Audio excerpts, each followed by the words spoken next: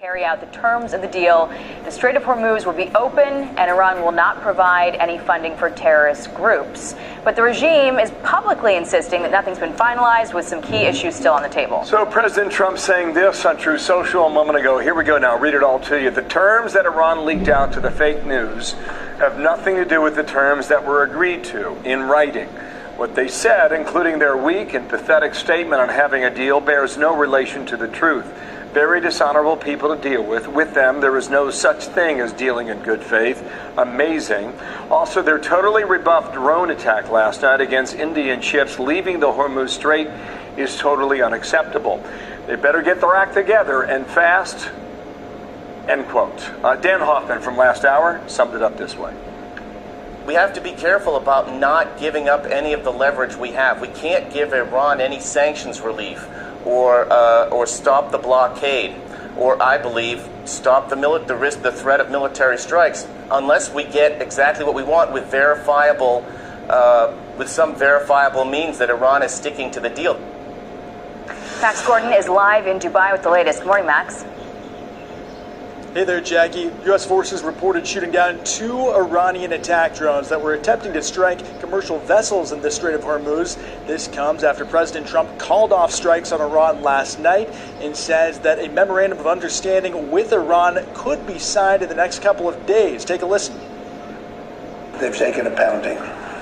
They've taken a pounding like very few people could take. And they want to make the deal a lot more than I do.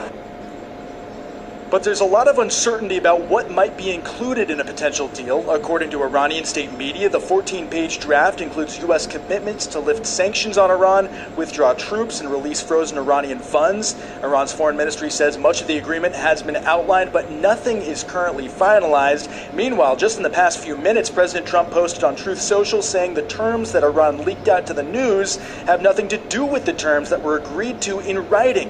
And at today's Friday prayers in Tehran, hardliners were defiant. This enemy does not understand the language of negotiation. It does not understand the language of a ceasefire. It understands the language of force. And thank God our armed forces have shown them the language of force and will continue to do so. Israeli Prime Minister Benjamin Netanyahu spoke to President Trump about the deal and released a statement today saying, in part, "As long as I am the Prime Minister of Israel, Iran will not have nuclear weapons. President Trump and I are in full agreement on this issue." President Trump says that the naval blockade of Iran will remain in place until the agreement has been signed. And a signing ceremony could come as early as Sunday in Geneva, but Iranian state media is reporting that those reports of that signing ceremony are false, so we're just going to have to wait and see. Jackie? Seems like we've heard this before. We'll see if it's different this time. And thank you for being here today. Here's one line from the Institute of Study of War. Their synopsis today is 4 pages long, but here's one line. Iran does not view the current phase in the conflict as negotiations in pursuit of a deal. It believes it is at war, and that war will end with a deal. I don't know how you interpret that, General, but is this time for real? Well, we'll see. Time will tell.